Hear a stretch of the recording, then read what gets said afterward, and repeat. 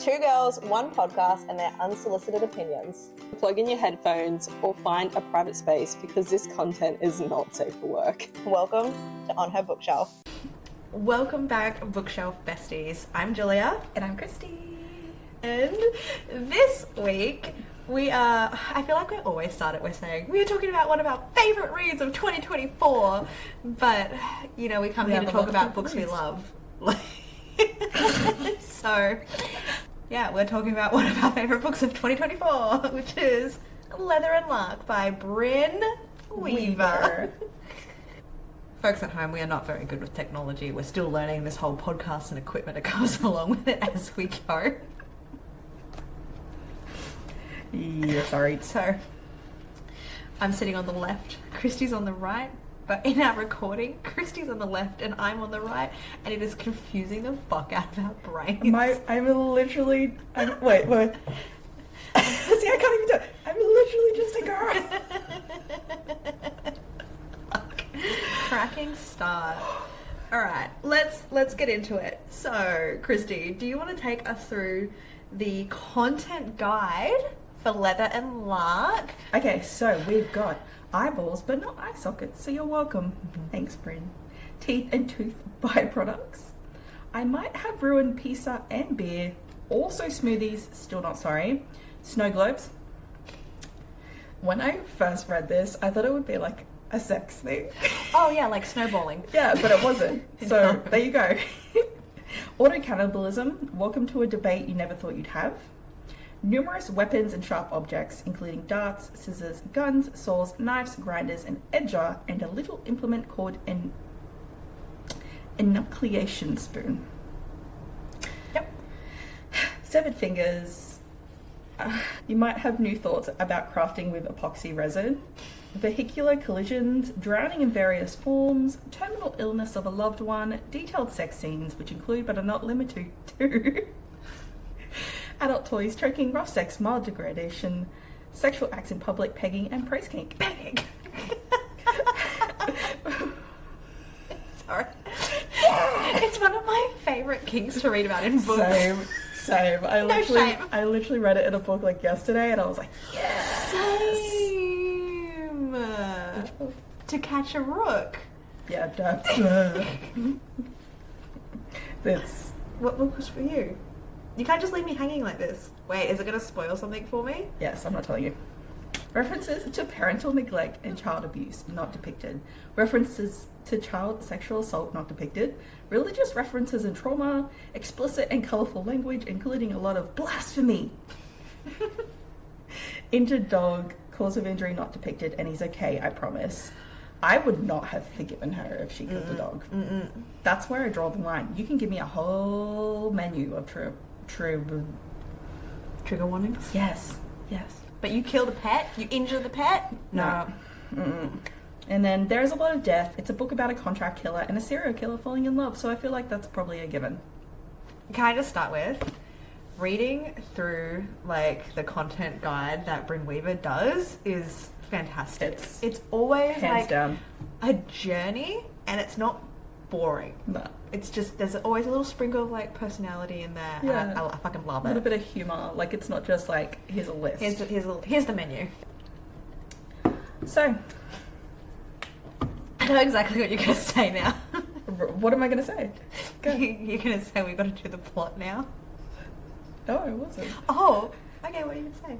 So what did you rate it? Oh, 5 stars. Nice. 100%. And I gave it a 4 for spice, like a level 4 for spice. Remember, we don't rate the spice.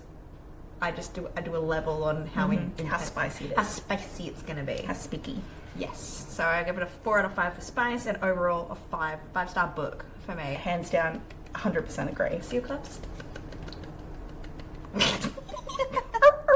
Wow.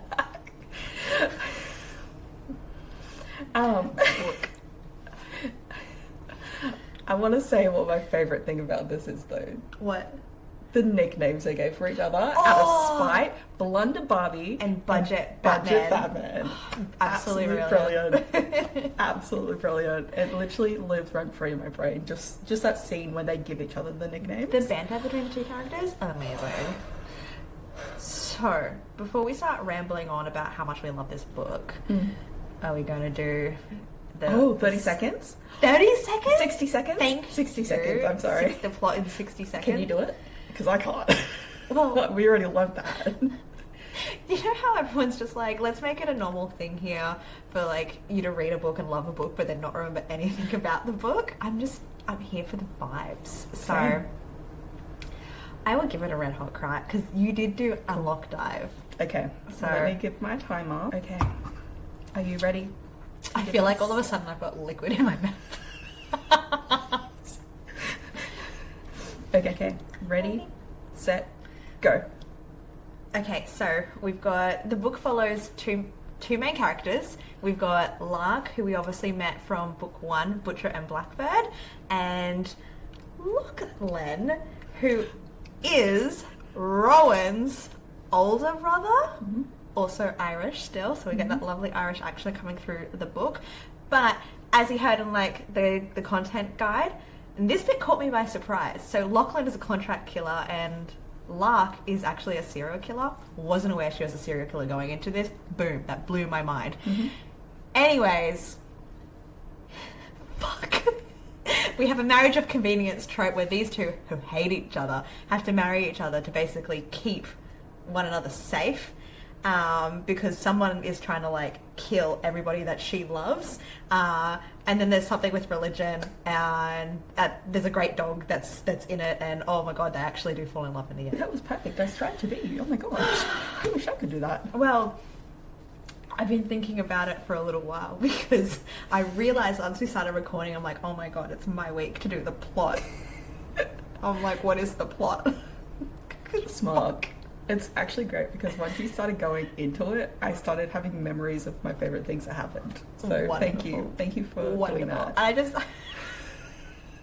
gonna say like we'll get better at these, but we probably won't. Nah. Chaos. We're here for the lols. We're here for the lols. We're here for the lols. I went Are to you say from like 2020. Well, I went to say we're here for the laughs, but at the same time my brain went LOL. lol, and I went to say lols. I had to correct myself on the way back. Okay.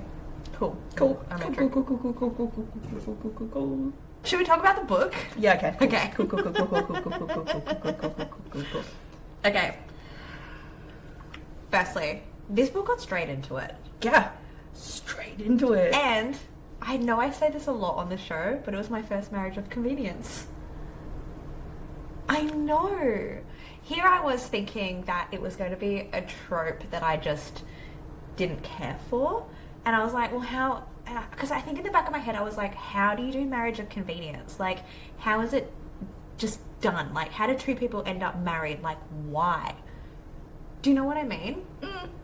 What...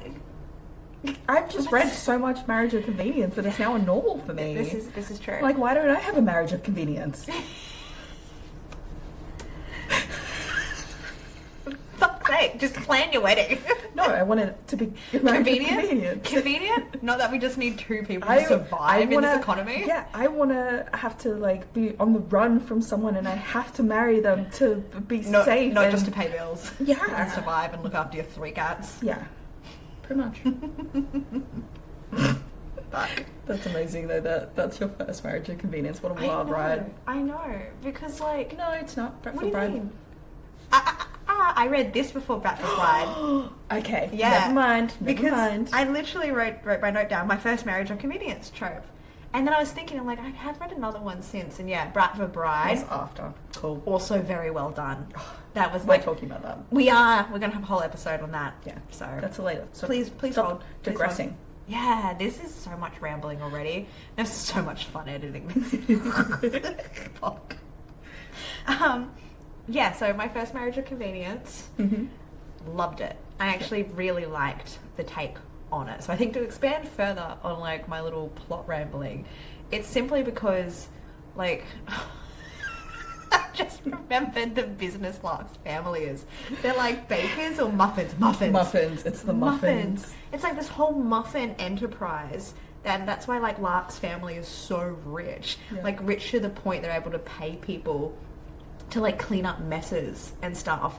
And it was cleaning up one of Lark's messes is how she met Budget Batman, aka Lachlan, because yes, he's a contract killer, but he also like cleans up, I don't know, accidental murders. Yeah, he's a part of the cleanup accidental crew. murders.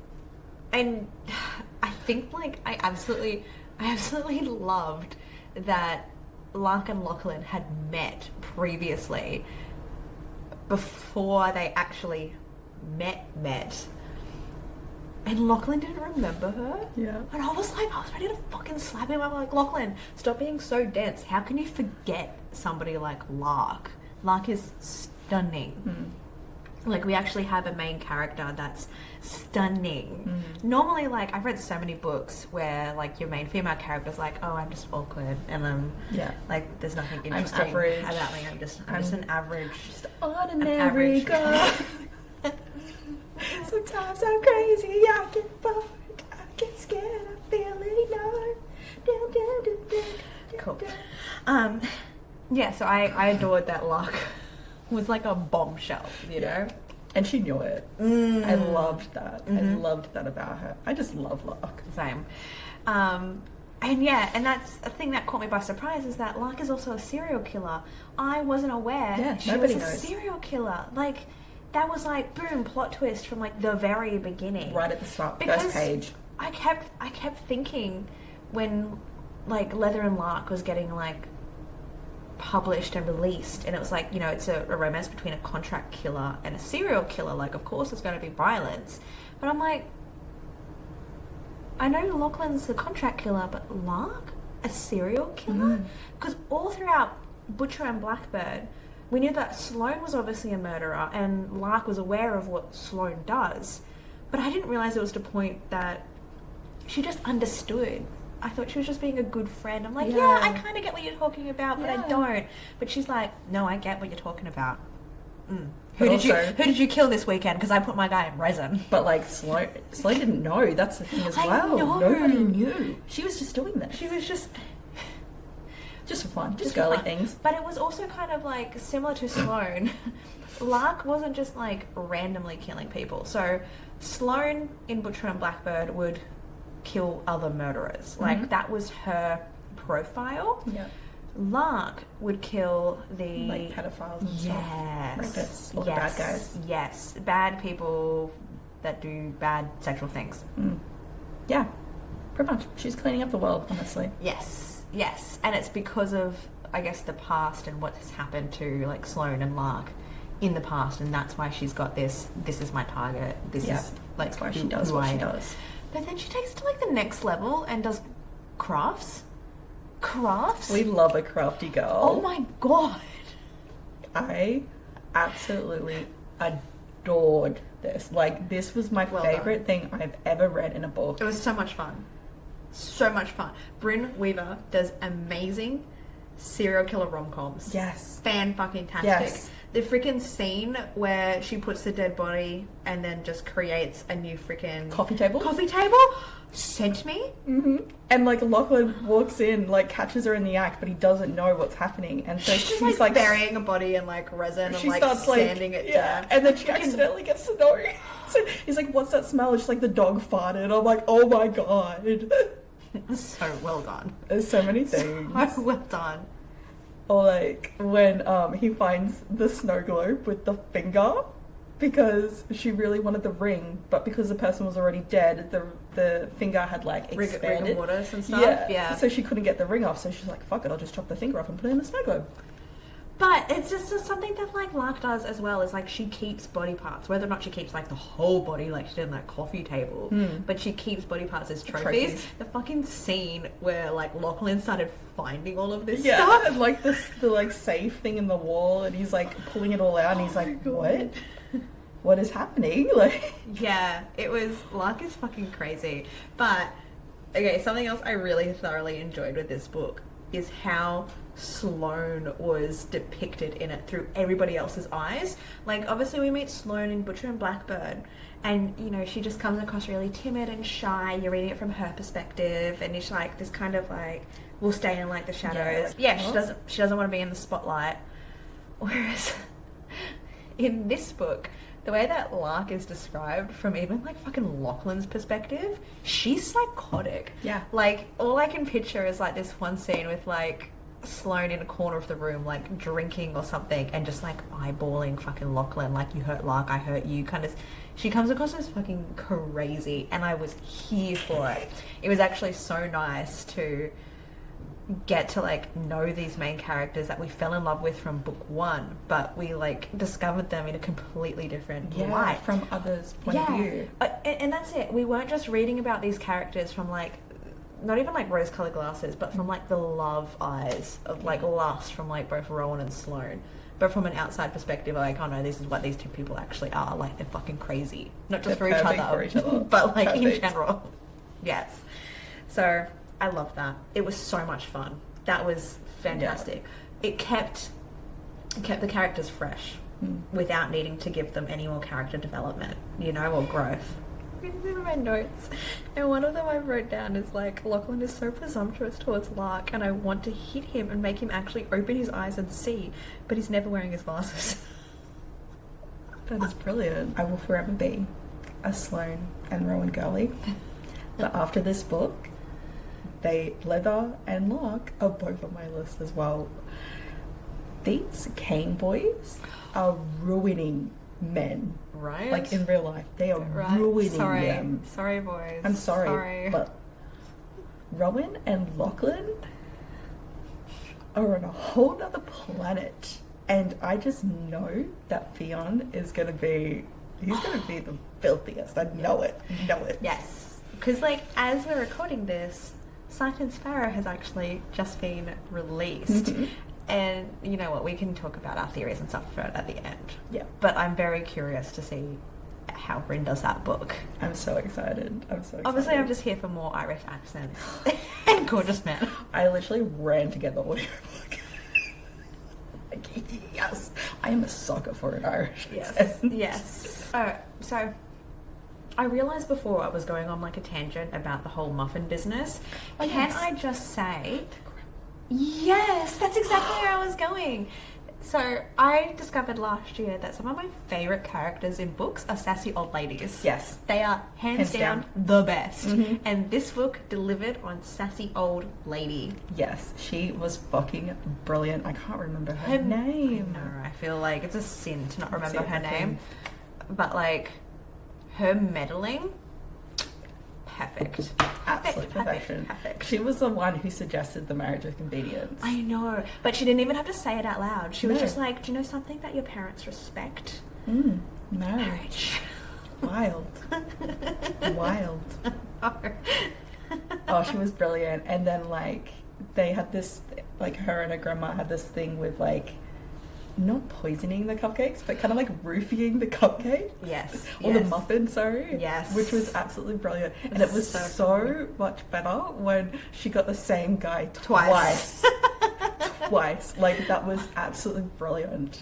This, like, it seriously was like a rom-com of a book. Because, It was like, so I was giggling like, throughout the funny. whole thing. So funny. And like, yeah, definitely the rom-com, because like the romance was off the charts. Just like, I was all giddy and like, ooh.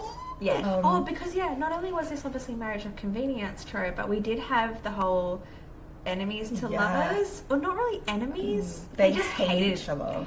Hated each other. It was like, hate you so much, I want to fuck you. Yes. Yes. Because, I think it was in Butcher and Blackbird that we first kind of realised that Lark and Lachlan hate each other, but it doesn't really like explain why they hate each other. We don't get the same scene, but we get the scene from a different perspective in Leather and Lark. And something I actually discovered this week is that you can actually tandem read all three books because they're all on the same timeline. So it's not just like, here's Butcher and Blackbird, Leather and Lark, Sight and Sparrow. It's just like, here's the three books, but they all kind of like... They all happen at the same time. So somebody has already done like God's work and written down which chapter you need to read from which book to kind of have the whole like timeline in chronological order.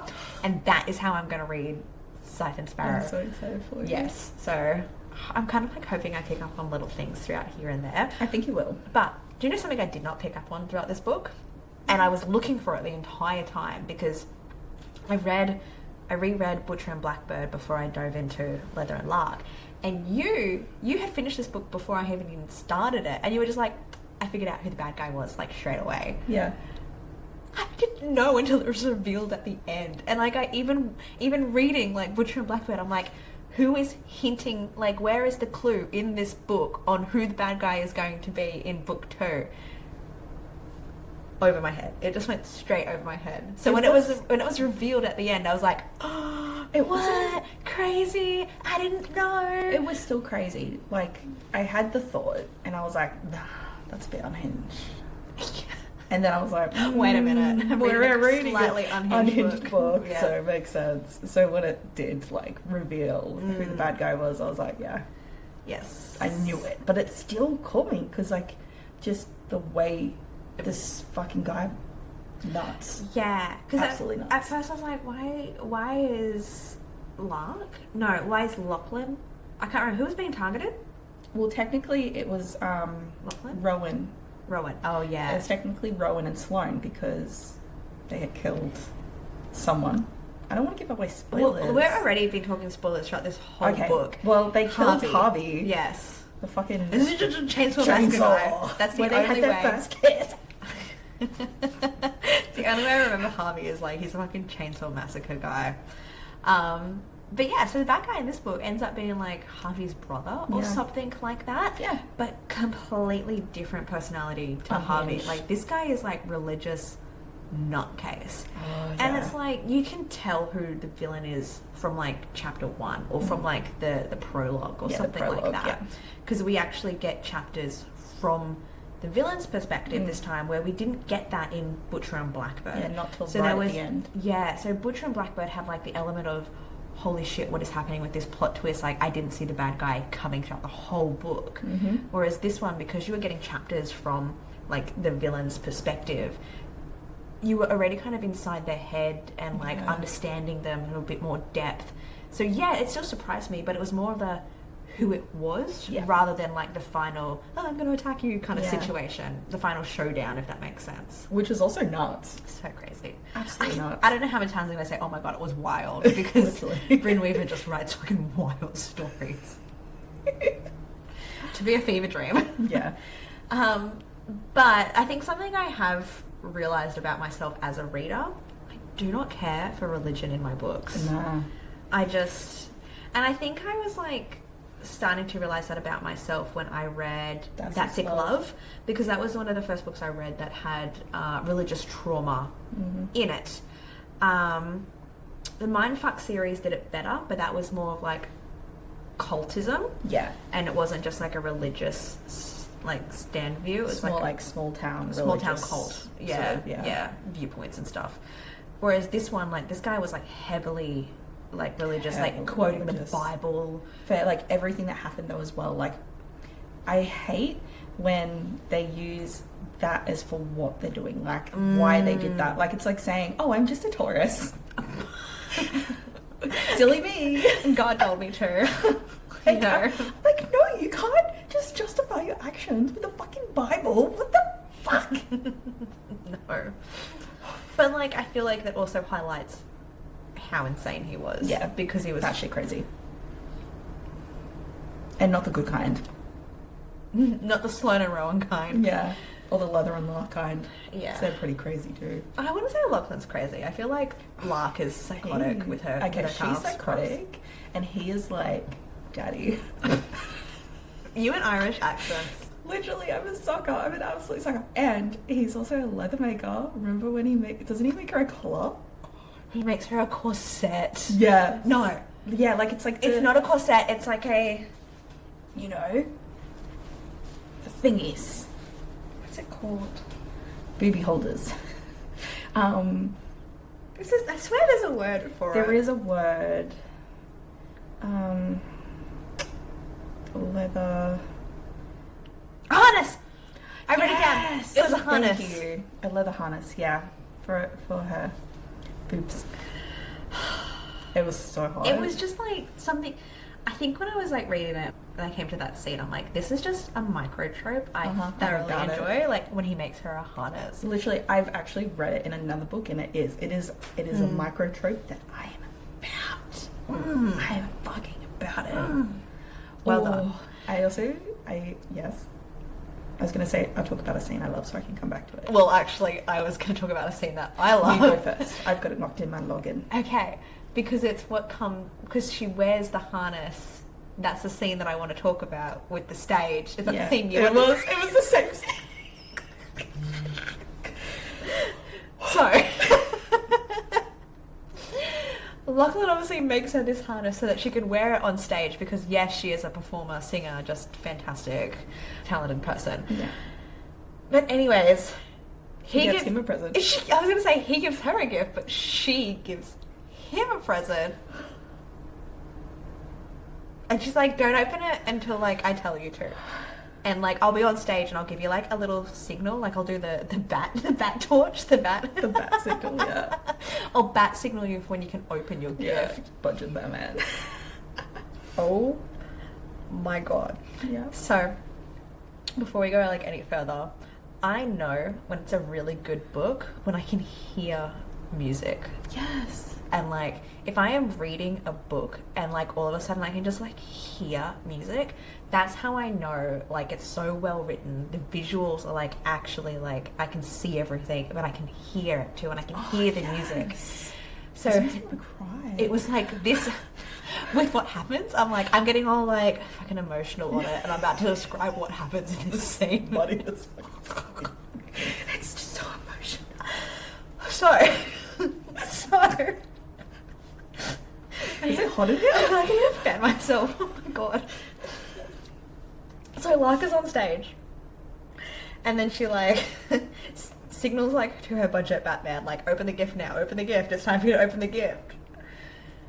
He opens the present, and he's like, remote. It's a remote control. And he's like, oh, what's this? And she's just like, what she go? Like, it just says like, turn me on, or turn it on, or something. You turn me on.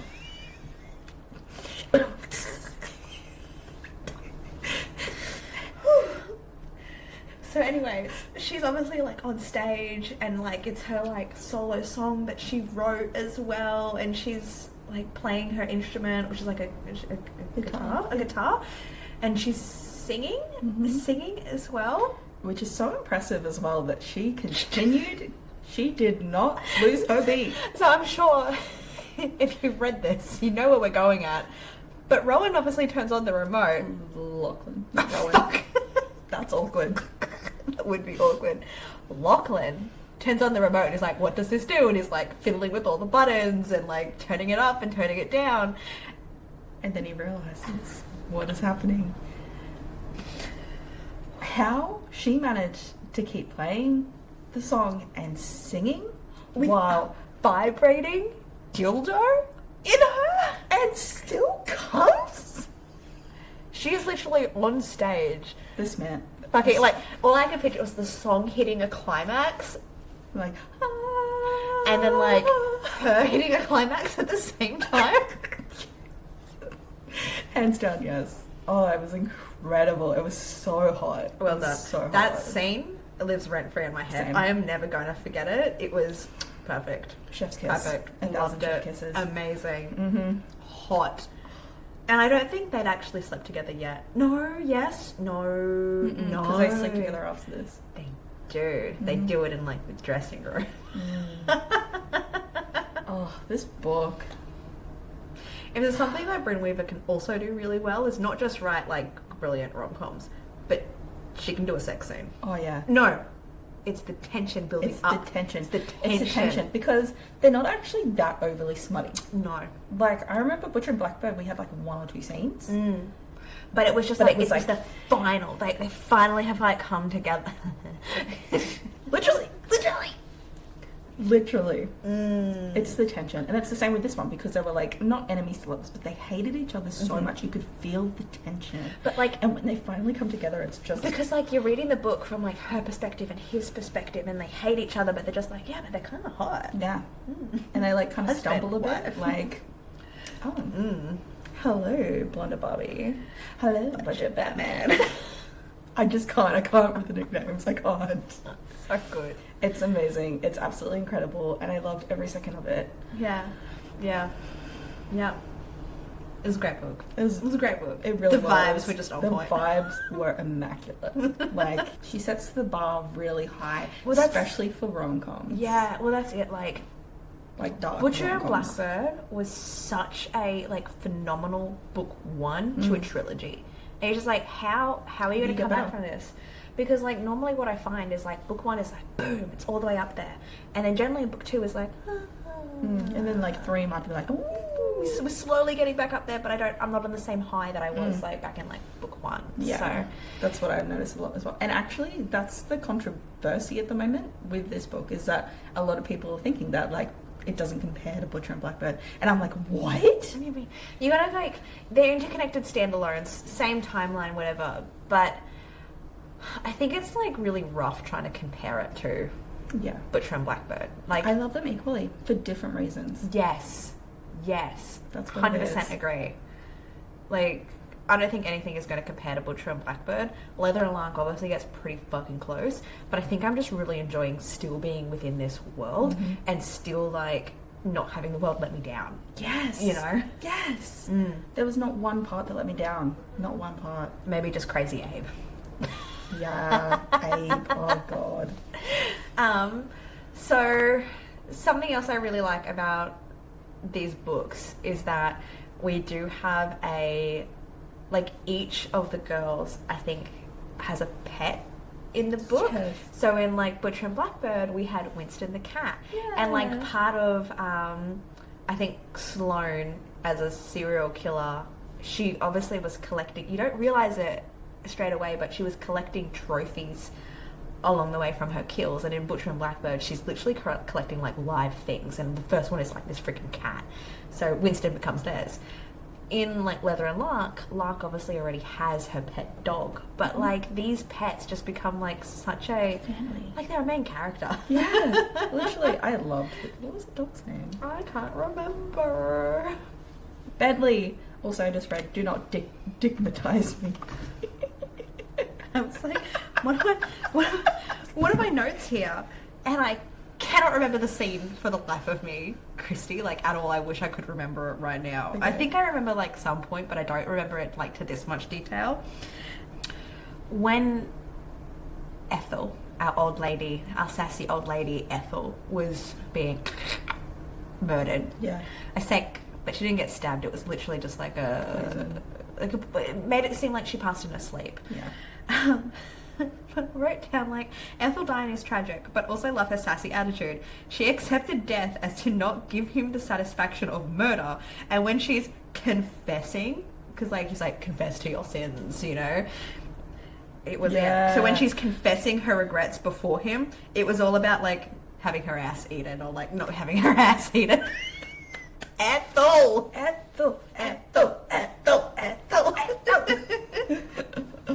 Slay. I strive to be Ethel when I'm older. Same. I can't wait.